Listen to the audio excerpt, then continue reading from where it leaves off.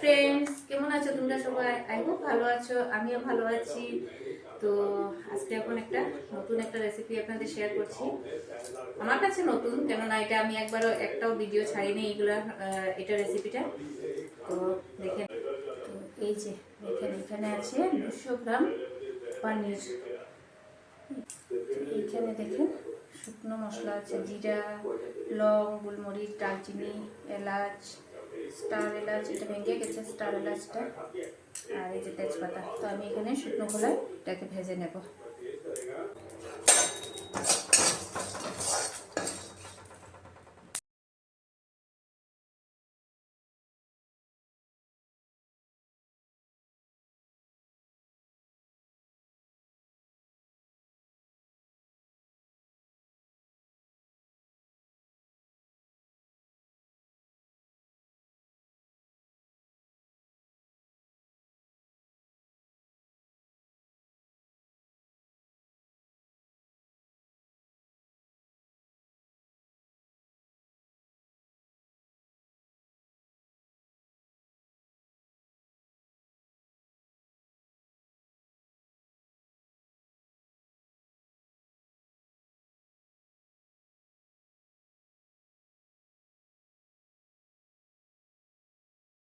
এই যে আমার তরকারির ফাইনাল লুক।